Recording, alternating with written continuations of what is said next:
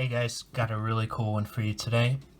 So if you've ever looked at different growing lights, there's all of these different measures that tell you the intensity of the light, maybe in lux or lumen, or specifically for growing applications, it could be, a PAR reading of ppfd, so the amount of light in the visible range that the plant can effectively use. But even that still doesn't tell you how much light there is at each wavelength. And if you've been following along with this channel, you've seen I've analyzed different LED cobs before using what's known as a spectrometer. And all that is an instrument that can measure different wavelengths of light and be able to give you an intensity, so a quantitative readout of how much light there is at each wavelength or energy of photon. So typically these instruments, are in laboratories. They're pretty expensive for the better ones, but I'm going to show you today how you can make one for just around $20 that can give you very good data that you can use to analyze grow lights, the sun, or any other fun little experiment you can come up with. It is really a powerful tool you can use yourself.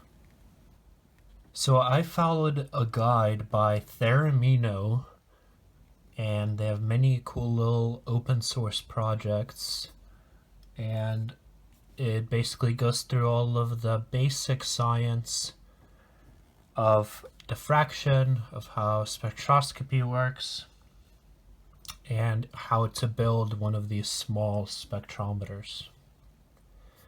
So I'll put the links down in the description for you to go find the information, and most importantly the software that they provide that actually allows you to produce spectra. So the basics of spectroscopy is that you have a light source with a varied intensity of different wavelengths, let's just say in the visible spectrum for now. Just like this light source here, which is an incandescent bulb. And you want to be able to split that white light into its constituent colors, its constituent wavelengths of photons, and be able to measure them individually or throughout the entire spectrum. So you might remember that classic experiment with the quartz prism, where you shine a beam of light into it and out comes a rainbow, a spatially split out spectrum. And the way that works is that quartz has a wavelength dependent index of refraction, and so different wavelengths come out at different angles out of that crystal. As you'll see on the Theremino site, there's some disadvantages to using a prism because it does not present a linearly distributed spectrum. It's heavy towards some colors than the others. So instead, and much easier to obtain, we're going to use a diffraction grating. So I bought a 10 pack of these, and the reason I got 10 is because one with shipping basically comes out to $8, and a 10 pack with free shipping is like $12. And you can do some other cool stuff like make diffraction glasses out of stuff like this. You can also buy a roll of film that's this material. If you're going for this exact one, you can just look up diffraction grating on Amazon. There's a linear one and a 2-axis one. You want to get one with the highest lines per millimeter, so the 1,000 lines per millimeter. Do not get the 500 or the, I think it's 13,000 per inch or something like that. Definitely get this one. The alternative to one of these commercial diffraction gratings is a CD or a DVD, because basically just like a record or an old LP, it has a groove that's a spiral. In the CD and DVD, the line width and the line spacing is small enough that it'll act just like one of these diffraction gratings. In fact, a CD is about 600 lines per millimeter, and a DVD is about 1300 lines per millimeter. According to Theremino, HD DVDs and Blu-ray discs are too closely spaced to make an effective diffraction grating for this type of spectrometer.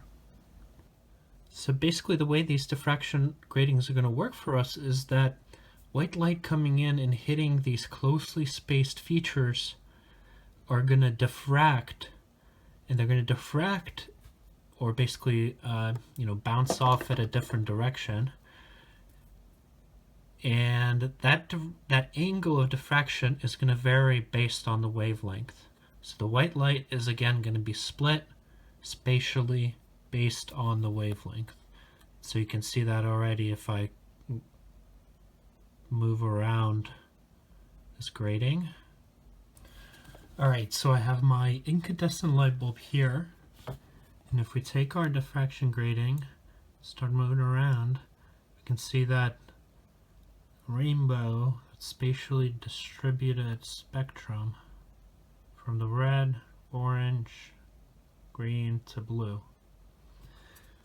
In fact, if I just put it over my camera lens, you can see that there's actually always going to be two diffractions on either side of the transmission beam. This one's actually pretty clear there.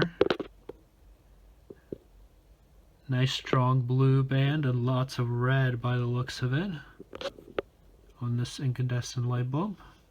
You can see as I move the camera, those don't really change because they're dependent on the light source. Now here's a compact fluorescent bulb.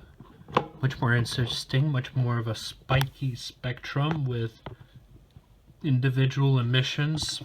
If we look at our... Oh man, there's crazy like holographic reflection of the picture. But anyway, you can see how narrow these bands are. Just a little bit of deep blue, some cyan, good bit of green, but mostly in the red and the yellow. Very nice and sharp peak separations of the lines there.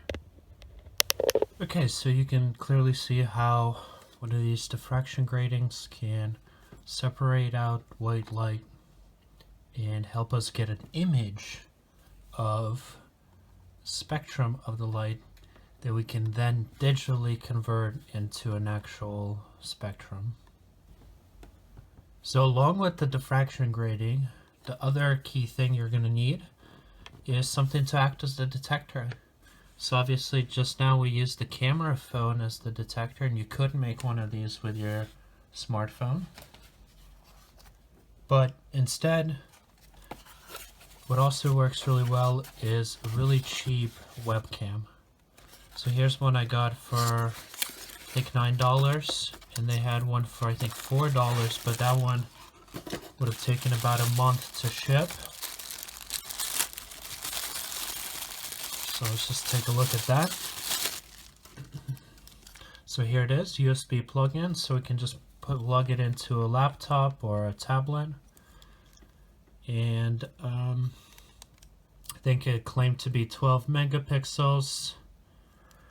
Has some type of focus feature there, and a clip that you'd normally put onto a laptop. One of the issues with these webcams is that if you want to use the spectrometer in the IR range, there's a filter that you need to remove that's normally in pretty much all cameras these days. There's one in the camera I'm using right now. And, it makes sense if you want to make an image that's close to what the human eye sees. It doesn't see IR, so you need to be able to filter that out. And if you look carefully there, that kind of reddish appearance to it inside of the lens there is the IR filtering layer. So if we don't take that out, then your spectroscope obviously won't be able to see into the far red or near IR. So one quick and easy way to also test whether the camera can detect IR or not is to obviously subject it to an IR source. And one that we all probably have laying around us is a remote control. So here's one from a Samsung TV. And if I point it at the camera, which is on an iPhone 7, the main front-facing one has a built-in IR filtering component. But if I switch to the front-facing camera on this phone, you can see that it actually does not have an IR filter. And there's that light signal being sent out from the remote that the camera is displaying in this purple color. So we're going to definitely have to take that into consideration for our camera. We're going to do that next time. We're also going to go ahead and build an enclosure for the spectrometer, give it a test, try to calibrate it, do some actual measurements eventually, and I'd like to actually do a giveaway for one of these if it actually works. And at the end of this little series, we'll do that as well. Alright guys, thanks for watching, and we'll see you in the next one.